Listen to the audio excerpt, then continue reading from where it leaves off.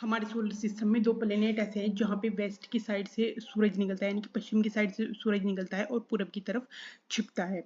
तो वो कौन से हैं? वो यूरेनस और वीनस। तो अभी ऐसे से इंटरेस्टिंग फैक्ट हम देखेंगे। तो अभी आप ये देख पा रहे हो कि हमारा यूनिवर्स बना कैसे, जैसे हमारा यूनिवर्स था वो बना कैसे, और उसके बारे में कि यूनिवर्स और सोलर सिस्टम इन सब में आपको कंफ्यूजन ना हो। तो कैसे है कि यूनिवर्स होता है, यूनिवर्स में बहुत सारी गैलेक्सीज होती है, डिफरेंट डिफरेंट। तो जो हमारी गैलेक्सी है उसका नाम है मिल्की वे गैलेक्सी। मिल्की वे गैलेक्सी, उन गैलेक्सीज में क्या होता है, उन गैलेक्सीज में बहुत सारे सोलर सिस्टम होते हैं, सोलर सिस्टम और स्टार्स होते हैं, डिफरेंट डिफरेंट स्टार्स होते हैं। तो हमें केवल हमारे सोलर सिस्टम का पता है, जिसको हम बोलते हैं, जिसके जो जिसमें सन है और इसके 8 घूमने वाले प्लेनेट है, तो वो सोलर सिस्टम हुआ। उसके बाद क्या है, अर्थ उसका एक प्लेनेट है। तो हमने क्या देखा कि सबसे बड़ा यूनिवर्स है, उसमें बहुत सारी गैलेक्सीज हैं, उनमें से हमारी गैलेक्सी मिल्की वे गैलेक्सी, और उस गैलेक्सी में बहुत सारे सोलर सिस्टम स्टार्स हैं। तो उसमें से क्या हुआ, हमारा सोलर सिस्टम है, उसके बाद अर्थ है। तो अराउंड 13 बिलियन ईयर्स पहले क्या हुआ कि बिग बैंग जो है एक थ्योरी, बिग बैंग हुआ एक 1920 में एडविन हबल ने एक थ्योरी प्रोड्यूस की, जिसको हमने बोला बिग बैंग या expanding universe theory. Big bang या एक्सपेंडिंग यूनिवर्स थ्योरी, जिसने यूनिवर्स के बारे में बताया कि यूनिवर्स बना कैसे। क्योंकि इसके पहले बहुत सारी थ्योरी आई थी, लेकिन सबसे ज़्यादा कौन सी मानी जाती है, बिग बैंग थ्योरी। तो आपको इसी के बारे में जानने की ज़रूरत है। तो बिग बैंग थ्योरी में क्या हुआ कि एक टाइनी एटम था, वो एक्स उसकी उसका क्या था, उसकी इन्फिनाइट डेंसिटी थी और इन्फिनाइट टेम्परेचर था। वो एक्सप्लोड हुआ। तो उससे क्या हुआ कि उससे हमारा पूरा यूनिवर्स बना। तो उससे क्या हुआ, हाइड्रोजन गैस के क्लाउड्स बने पूरे यूनिवर्स में। उससे क्या हुआ, उससे नेबुला का निर्माण हुआ। उसमें नेबुला का निर्माण हुआ। तो नेबुला में क्या हुआ कि जो भी गैस के लम्स थे वो लोकलाइज्ड हुए, वो ग्रेविटेशन की वजह से सेंटर की तरफ अट्रैक्ट हुए। तो ऐसे से बहुत सारे लम्स बने। उन लम्स के बनने से क्या हुआ, उन कोलाइड हुए और कॉन्सोलिडेट हुए। वो उससे क्या हुआ, उससे स्टार की फॉर्मेशन हुई, स्टार्स के। और जो बचा हुआ मटेरियल था वो जो है वो ऑर्बिट करने लगा सन के अराउंड, किसी भी सोलर सिस्टम के अराउंड, क्योंकि हम सन की बात कर रहे हैं।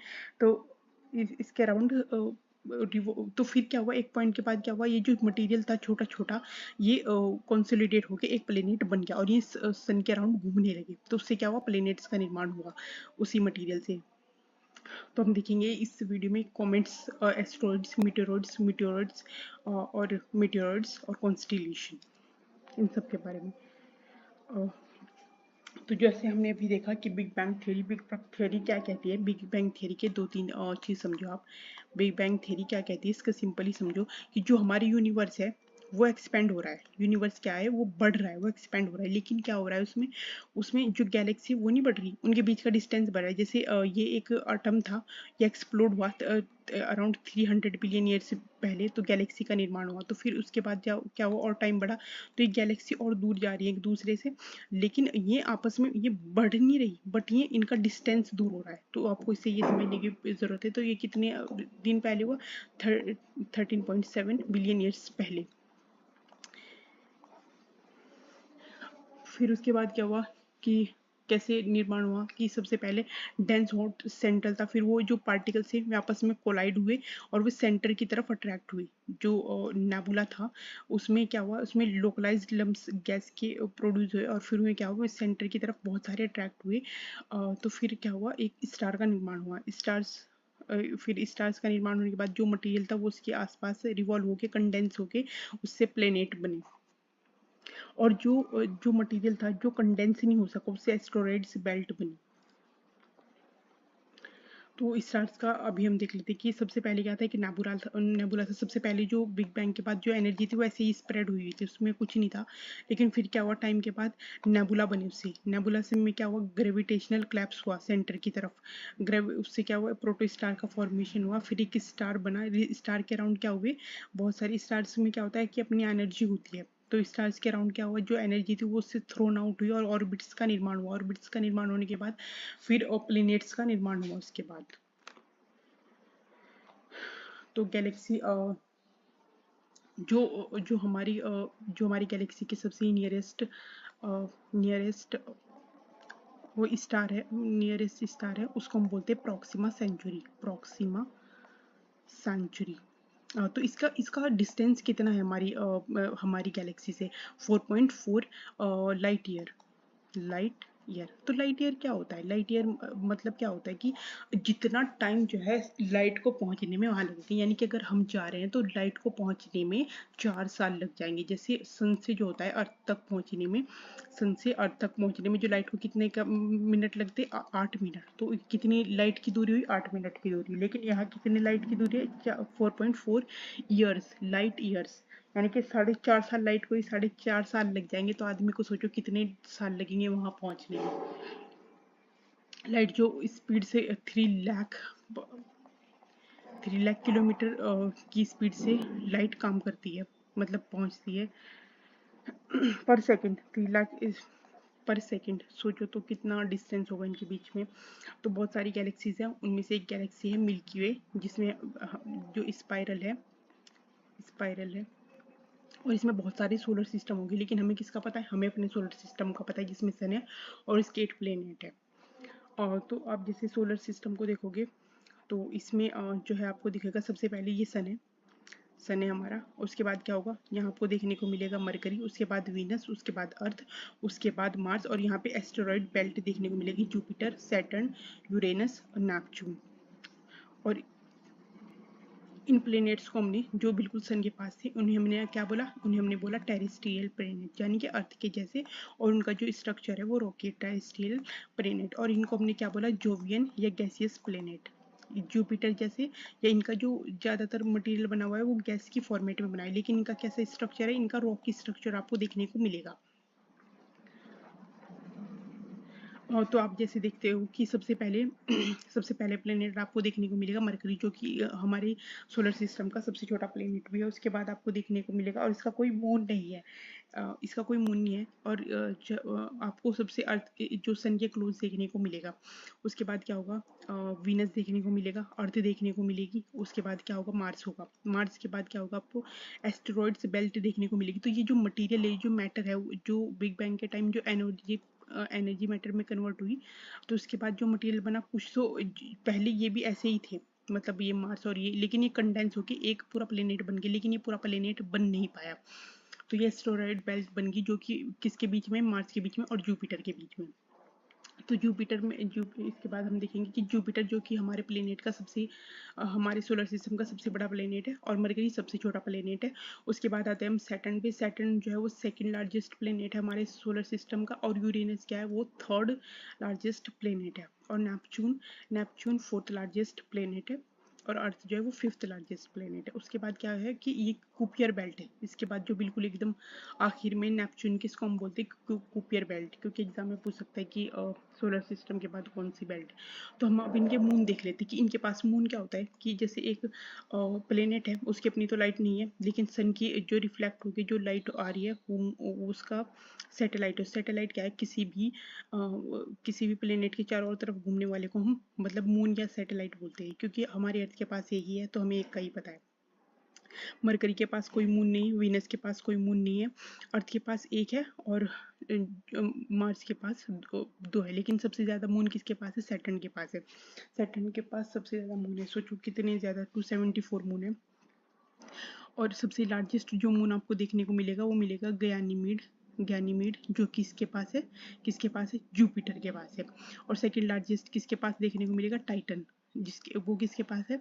वो है सैटर्न के पास। और मार्स के पास कौन सा देखने को मिलेगा? और डिमोस फोबोस और डिमोस, दो मून देखने को मिलेंगे। एस्टेरॉइड बेल्ट क्या होती है? जो कि मार्स और जुपिटर के बीच में, कुपियर जो कि नेपच्यून के बियॉन्ड आपको देखने को मिलेगी। मरकरी और वीनस के बीच में क्या है? कि कोई मून नहीं है। अर्थ क्या है? अर्थ का अकेला मून है। सैटर्न के सबसे लार्जेस्ट नंबर ऑफ मून देखने को मिलेगा। और ये अ, अब देखो, आपको वीनस वीनस और यूरेनस, दो ऐसे प्लेनेट है जहाँ पे आपको सूरज जो है वो कहाँ किस साइड देखने को मिलेगा, पश्चिम की तरफ निकलता हुआ दिखेगा। इसका रीजन है कि जो जो ये प्लेनेट घूमते हैं वो ईस्ट टू वेस्ट घूमते हैं। हमारी जो अर्थ है या और भी कोई प्लेनेट है वो वेस्ट टू ईस्ट घूमते हैं, लेकिन ये क्या करते हैं, ये ईस्ट टू वेस्ट घूमते हैं, ईस्ट टू वेस्ट। इसलिए इन पे जो सूरज है ना वो पश्चिम की तरफ निकलता है, इन दो प्लेनेट पे, वीनस पे और यूरेनस पे।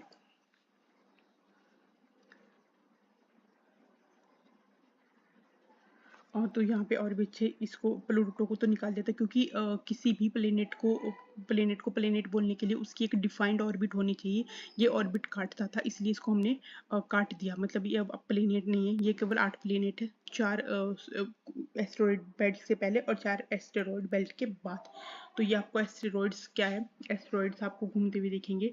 ये भी जो है सन का चक्कर लगाते हैं और अपने इनके भी, ये भी अपनी रिवॉल्व करते हैं। रिवॉल्व यानी कि एक रोटेशन होता है, एक होता है रोटेशन और एक होता है रिवॉल्यूशन। तो रोटेशन में क्या होता है, रोटेशन में यानी कि अपनी ही दूरी पे घूमना, अपनी ही दूरी पे घूमना, और एक होता है रिवॉल्यूशन जो कि सन के चारों ओर चक्कर लगाना, सन के चारों ओर चक्कर लगाना, उसे रिवॉल्यूशन। जो सन के चारों ओर चक्कर लगाते हैं उससे क्या होता है, उससे होते हैं सीजन, उससे होते हैं सीजन, जैसे विंटर समर। और जो रोटेशन होता है उससे क्या होते हैं, दिन रात होते हैं, दिन डे नाइट होते हैं, दिन रात होते। तो ये भी अपने, ये भी घूमते हैं, ये भी रोटेट करते हैं और सन के चारों ओर तो रिवॉल्व कर ही रहे हैं, लेकिन अपने भी उस पर रोटेट करते हैं, लाइक 5-6 घंटे में। तो एक आप एक बात और समझिए कि जैसे ही इनका डिस्टेंस बढ़ता जाएगा, इनका रिवॉल्यूशन टाइम बढ़ता जाएगा, यानी कि सन के चारों तरफ चक्कर लगाने का टाइम बढ़ता जाएगा। तो जैसे आप देख रहे हो कि ये मरकरी है, तो मरकरी का टाइम सबसे कम होगा, लाइक 88 डेज, 88 डेज। लेकिन जब तक हम नेपच्यून तक पहुंचेंगे तो वो 163 ईयर्स में कन्वर्ट हो जाएगा। मतलब यानी कि 163 साल केवल एक चक्कर लगाने में लगेंगे नेपच्यून को, यानी कि उसमें सीजन जो होंगे वो 163 साल में कन्फाइंड होंगे। जो हम यहाँ इंडिया में सॉरी, जो हम अर्थ पे 365 डेज में देखते हैं, वो यहाँ पे हम कितने दिन में देखेंगे, वो हम यहाँ 163 ईयर्स में देखेंगे। और यहाँ पे कितने में देखेंगे, मरकरी पे हम देखेंगे 88 डेज में केवल। तो बस आपको इतना ध्यान रखना है, एक तो आपको इनका सीक्वेंस याद रखना है, और आपको उससे समझ में पता लग जाएगा कि इसका जो भी सूरज से जितनी भी दूरी होगी उसका रिवॉल्यूशन टाइम उतना ही ज्यादा होगा। तो कॉमेट्स क्या होते हैं कि ये आइस आइस से रिलेटेड जो है वो मटेरियल होता है, लेकिन जैसे ये सन के पास पहुंचते तो इनमें एक लाइट जलती हुई दिखाई देगी आपको। मेटेरॉइड तो एस्टेरॉइड हमने क्या देखा कि जो मार्स और जुपिटर के बीच की बेल्ट है, तो इनमें कंफ्यूजन मत होना। मेटेरॉइड क्या होते हैं, एक सिंगल जो है वो घूमता हुआ रॉक का टुकड़ा होता है। एक सिंगल क्या है, या कुछ सिंगल टुकड़े होते हैं घूमते हुए स्पेस में। इसमें स्पेस में इनकी कोई डिफाइंड वो नहीं होती, जैसे एस्टेरॉइड्स की होती है। तो ये क्या होगा कि जब कभी कभी अर्थ से टकराएंगे, ये कभी कभी इस अर्थ से टकराते हैं, तो जो छोटा प्रोडक्ट होता है, जो छोटा मीटेoroid होता है, वो क्या होता है कि वो एयर के रेजिस्टेंस से क्या होता है, हीट प्रोड्यूस होती है। एयर के रेजिस्टेंस से क्या होगा कि हीट प्रोड्यूस होगी और वो जल जाएगा, बर्न हो जाएगा अर्थ पे पहुंचने से पहले ही। तो हम इसे बोलते हैं मीटियोर। लेकिन कोई कोई उनसे बड़े होते हैं जो अर्थ पे पहुंचने में सफल हो जाते हैं। तो अगर वो अर्थ पे आके गिरेगा तो अर्थ उसे हम बोल रहे हैं मीटियोराइट। इससे क्या होता है कि लेक्स का निर्माण भी होता है, लेक्स का निर्माण भी, जैसे कि महाराष्ट्र में लूनार लेक है, वो मीटियोराइट इम्पैक्ट का ही एक एग्जाम्पल है। लूनार लेक महाराष्ट्र में मीटेओराइट इम्पैक्ट का। तो आपने क्या समझा, जैसे कि जो छोटा मीटेओराइट था वो जल के राख जल गया अर्थ पे पहुंचने से पहले, और जो बड़ा था वो अर्थ पे पहुंचा और उसने अर्थ पे जो है गड्ढा किया। अब हम देख लेते हैं कि कॉन्स्टेलेशन क्या होता है। तो कॉन्स्टेलेशन क्या होता है कि कुछ पैटर्न होता है स्टार्स का पैटर्न होता है। तो आप उनसे कोई भी इमेज बना सकते हो कि कुछ आपको अलग अलग आकृति देखने को मिलेगी आसमान में, तो उसको हम बोलते हैं कॉन्स्टेलेशन, यानी कि एक पैटर्न। तो ये डिफरेंट डिफरेंट, जैसे Ursa Major, Ursa Aquarius, Scorpio, Libra, Taurus, Gemini, इस तरीके के पैटर्न को जब हम आसमान में देखते हैं हम उसे कॉन्स्टेलेशन बोलते हैं। अ, तो ये सन है, सन जिसके अराउंड, जिसके क्या है 8 प्लेनेट है जो कि इसके अराउंड रिवॉल्व होते हैं। इसकी अब ये एक स्टार है, एक स्टार है, ये एक स्टार है। और इसकी अपनी एनर्जी है। इस पे क्या है, आपको हाइड्रोजन से बनाई, हाइड्रोजन से और हीलियम से, हीलियम से।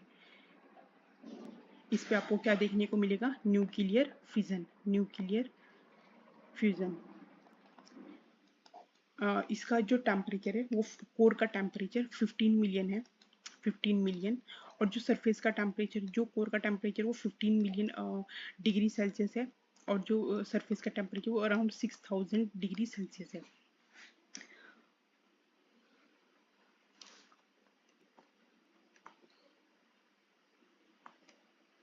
तो अभी हम जो है वो सन के वो देखेंगे कि सन कैसे बना है। तो ये सन है, और जो इसकी सबसे फर्स्ट लेयर होगी उसको हम बोलते हैं रेडिएटिव लेयर, रेडिएटिव लेयर। और उसके बाद क्या है, उसके बाद जो मटेरियल है वो घूम रहा है, तो हम इसको बोलेंगे कन्वेक्टिव लेयर, कन्वेक्टिव लेयर। उसके बाद क्या है, जिसकी इसके बाद क्या है कि क्रोमोस्फेयर, क्रोमोस्फेयर।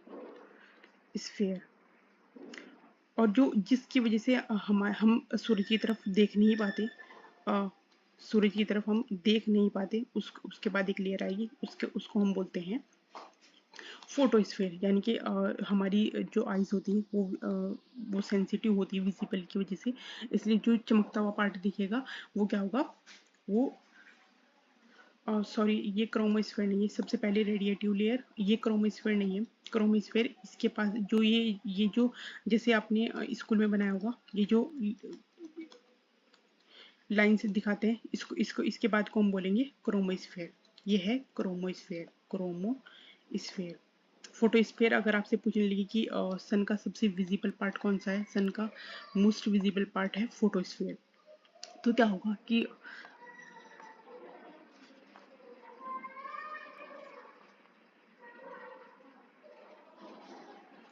सन का जो है सबसे विजिबल पार्ट कौन सा है, सन का सबसे विजिबल पार्ट है फोटोस्फेयर।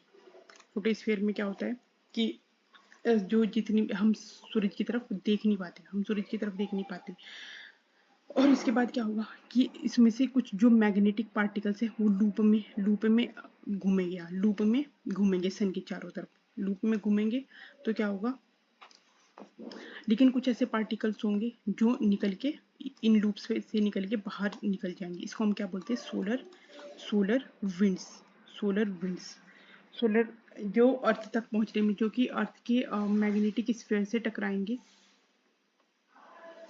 अर्थ के मैग्नेटिक स्फीयर से। तो ये जो सोलर विंड्स जो निकल के आती है, जो अर्थ के मैग्नेटिक, जो हमें अर्थ पे देखने को मिलता है, ओरोरा, ओरोरा बोरियालिस नॉर्थ में, ओरोरा बोरियालिस जो ब्यूटीफुल लाइट्स देखने को मिलती है, ओरोरा बोरियालिस, और ओरोरा ऑस्ट्रेलिस सदर्न हेमिस्फीयर में देखने को मिलती हैं। वो सोलर विंड्स की वजह से ही देखने को मिलती है, जो मटेरियल स्केप होने में हेल्प सक्सेसफुल हो जाते हैं, उसको हम बोलते हैं सोलर विंड्स। तो लेकिन यहाँ पे एक आप सोचते हैं कि बिहेवियरल बाउंड्री है इसके अंदर, लेकिन ये कोई मटेरियल इससे भी बाहर निकल जाता है, इसको हम बोलते हैं एल्फिन क्रिटिकल क्रिटिकल सरफेस,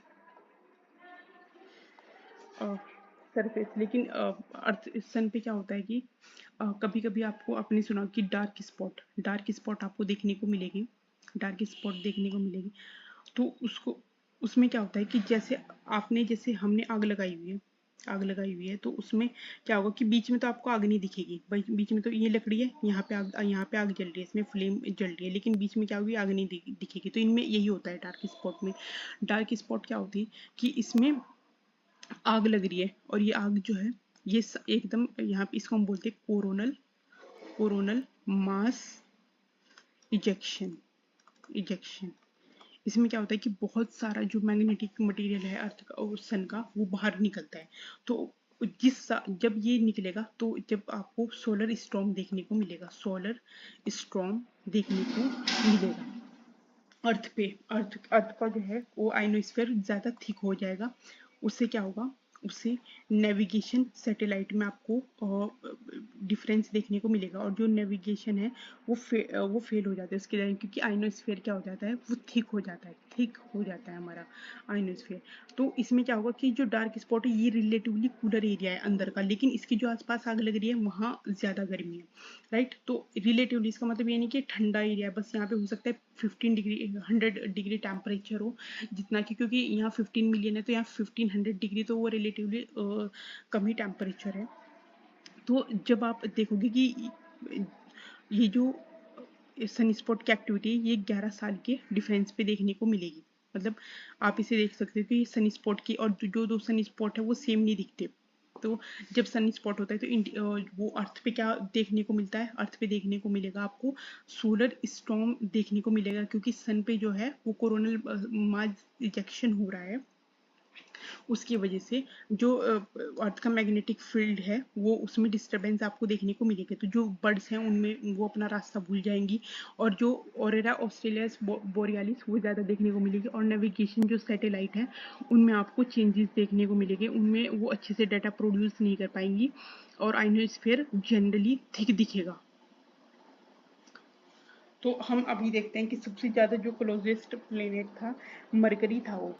तो मरकरी सन के पास जो था वो मरकरी था। तो मरकरी का जो रिवॉल्यूशन टाइम है, यानी कि ये सन है और इसके पास जो घूमने का टाइम है वो 88 डेज है, यानी कि यहाँ एक साल जो होता है वो केवल 88 डेज का होता है, और जो रोटेशन टाइम है वो 58 डेज है। सोचो यहाँ जो दिन हो रहा है, एक दिन हो रहा है, मतलब ये कितना स्लो घूमता है अपने रोटेशन पे, यहाँ पे वो भी वो 58 डेज का है। और ये सबसे हॉट प्लेनेट नहीं है, सबसे ज़्यादा हॉट प्लेनेट है वीनस। इसका कोई अपना एटमॉस्फेयर नहीं है, इसका सॉरी नहीं, इस पे कोई ओजोन लेयर नहीं है जो कि इसके एटमॉस्फेयर को प्रोटेक्ट कर सके। एक मिनट में पीछे ये बताना भूल गई, एक सेकंड। जो सन है उसका हमने उस पर जो है दो इम्पोर्टेंट मिशन भेजे गए हैं सैटेलाइट, लाइक मतलब उसके आसपास आदित्य इंडिया से इसरो, और जो है पार्कर प्रोब किसने भेजा है, पार्कर प्रोब भेजा है नासा ने। Parker probe NASA.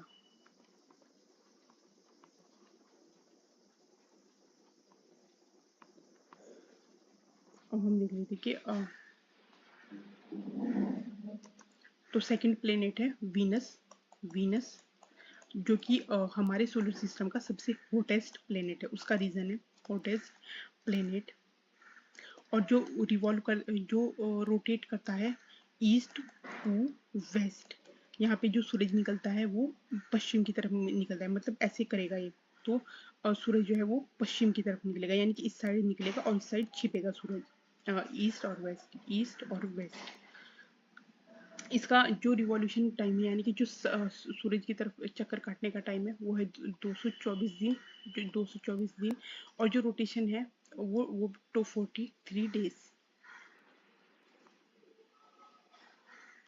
और इसका जो एटमॉस्फेयर वो मोस्टली किसका बना हुआ है, CO2 का, क्योंकि ये सबसे हॉटेस्ट प्लेनेट है। इसका रीजन है क्योंकि CO2 90% इसका एटमॉस्फेयर CO2 से बना हुआ है। सोचो ये एक पोटेंशियल ग्रीन हाउस गैस है, अगर इसकी जो प्लेनेट है हमारे अर्थ पे वहाँ पे कितनी कम क्वांटिटी लेकिन फिर भी इतनी गर्मी होती है, और यहाँ तो 90%, इसीलिए इसे क्या बोलते हैं, इसे अर्थ का ट्विन भी बोलते हैं, अर्थ ट्विन क्योंकि अर्थ के जैसा लगता है देखने में। और इसे गॉडेस ऑफ लव भी बोलते हैं, गॉडेस ऑफ लव भी बोलते हैं। आप उससे बोल सकते हैं कि टॉक्सिक लव, क्योंकि इतनी गर्मी है, मतलब 90% जो है वो CO2 है इसके एटमोसफियर में।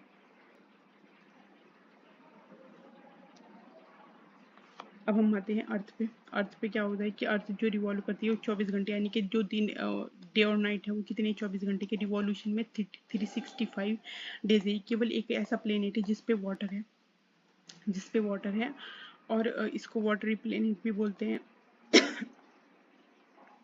और इसका केवल एक ही सैटेलाइट है जिसको मून, जो कि इसके अराउंड रिवॉल्व होता है। तो इसमें क्या हुआ कि जो मून है वो जो है वो अर्थ से ही निकला हुआ है, इसलिए जो भी मटेरियल्स आपको देखने को मिलेगा मून पे वो अर्थ के जैसा ही है। तो ये केवल एक अर्थ के इकलौता प्लेनेट है हमारी अर्थ का इसको हम बोलते हैं मून। और जो है अर्थ मून पे क्या देख मून की और अर्थ के बीच का डिस्टेंस कितना है 3,84,000 किलोमीटर। लेकिन इस जो डिस्टेंस जब जब सन के और अर्थ के बाद अर्थ सबसे क्लोज होते हैं, जब सन और अर्थ जो है वो सबसे क्लोज होते हैं, उसको हम क्या बोलते हैं, हम उसको बोलते हैं पेरिजी। लेकिन क्लोजेस्ट, लेकिन जब जब सन सॉरी जब मून और अर्थ जो है वो सबसे दूर होते हैं, उसके क्या उसको हम बोलते हैं अपोजी। और इसको क्योंकि हम जो है आपने देखा होगा कि लोग बोलते हैं कि मून जो चांद है उस पे भी दाग है। तो दाग का मतलब क्या है कि वो प्लेन एरियाज है, वो प्लेन एरियाज है मून के। और जो ब्राइट पार्ट हमें दिखता है वो वहाँ के माउंटेन्स है, माउंटेन्स है। इस तो हम जो है इसका एक ही पार्ट क्यों देख पाते हैं, क्योंकि जब ये रिवॉल्व होता है अर्थ के अराउंड, तो इस ये ऐसे होता है कि जैसे कोई आदमी है और वो हमारी जैसे कोई एक बच्चा है और इसके अराउंड एक और बच्चा रिवॉल्व हो रहा है, तो ये जब रिवॉल्व हो रहा है तो इसकी तरफ ही मुंह करके रिवॉल्व हो रहा है, तो हम इसके पीछे की साइड देख ही नहीं पा रहे। तो इस वजह से हम जो है सन का पूरा पार्ट देख नहीं पाते। और इसका सॉरी मून का क्या होता है, मून का कोई एटमॉस्फेयर ही नहीं है, नो एटमॉस्फेयर। इसलिए जो है टेम्परेचर कैसे दिखेगा कि दिन में बहुत ज़्यादा होगा 100 डिग्री सेल्सियस, और रात को क्या होगा -180 डिग्री सेल्सियस। तो कोई गैस ही नहीं, कोई एटमॉस्फेयर ही नहीं है जो इस हीट को प्रोटेक्ट कर सके। जैसे अर्थ के टेम्परेचर में ग्रीन हाउस गैसेस है जो अर्थ को क्वाइट वार्म रखती है। तो यहाँ पे कोई आपको एटमॉस्फेयर नहीं देखने को मिलेगा मून पे। तो मून के 3 मिशन है, चंद्रयान 1, चंद्रयान 1 जो कि इसरो ने किया।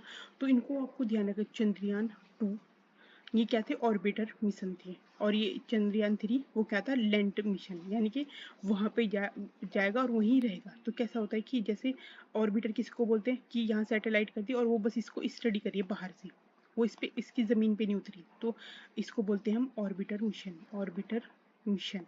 लेकिन जो इसकी ज़मीन पे उतर जाएगी और यहाँ से मटी इकट्ठा करके लाएगी, उसको हम बोलते हैं लैंडर मिशन, लैंडर मिशन। और इस ये कौन इंडिया किस पे पहुंचे, साउथ पोल पे, उसका नाम हमने क्या रखा, शिव शक्ति, शिव शक्ति।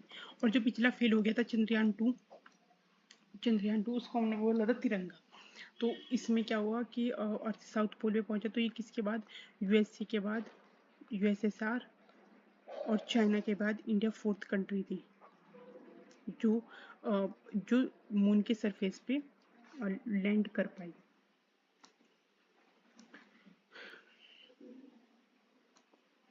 अब हम देख लेते हैं कि अब 4 इम्पोर्टेंट प्लेनेट सन की साइड से। इसका नाम है मार्स।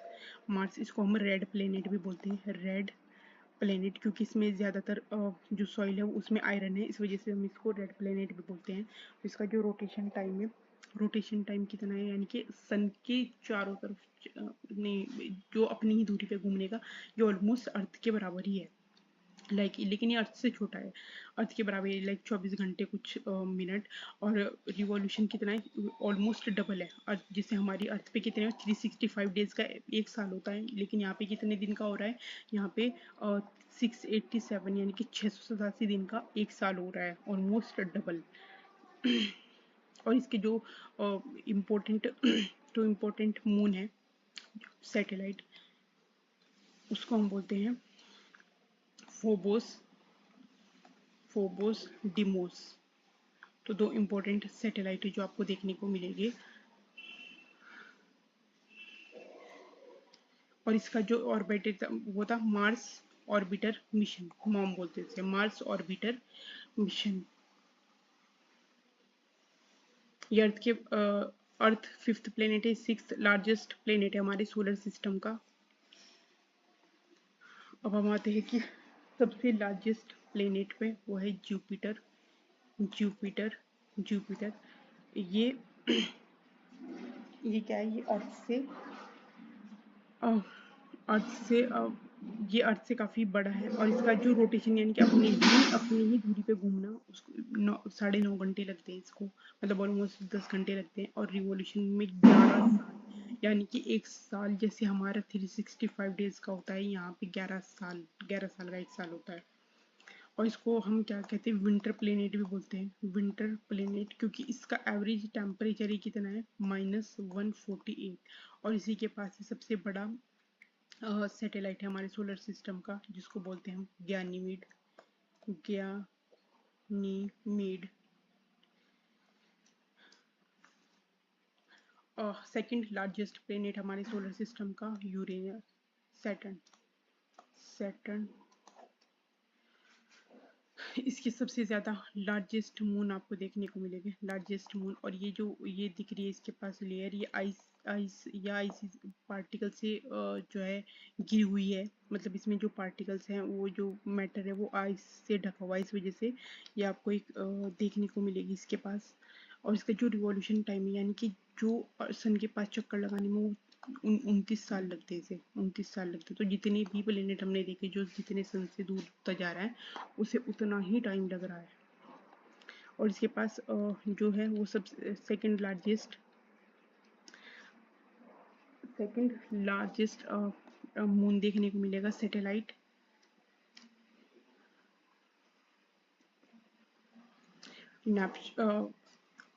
यूरेनस। तो इस पे क्या होगा आपको देखने को मिलेगा, इस ये भी ईस्ट टू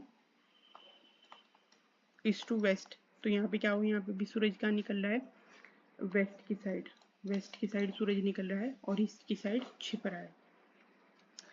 सनराइज, सनसेट। इसका भी क्या है, सोचो इसका तो रोटेशन टाइम कितना है, मतलब अपनी ही दूरी पे घूमना, अपनी ही दूरी पे घूमना, 17 घंटे में घूम रहा है ये। और इसका जो रिवॉल्यूशन टाइम है वो 83 ईयर्स है, यानी कि अगर इसमें अगर कोई भी मौसम चल रहा है तो 83 ईयर्स तक चलेगी। लाइक एक साल, जैसे आप 365 डेज, अर्थ के 365 डेज यहाँ 83 ईयर्स के बराबर है। so, मतलब एक साल जैसे हम होते हैं, यानी कि 365 डेज, वो यहाँ 83 ईयर्स में कंप्लीट होगा सन के अराउंड जो रिवॉल्यूशन है।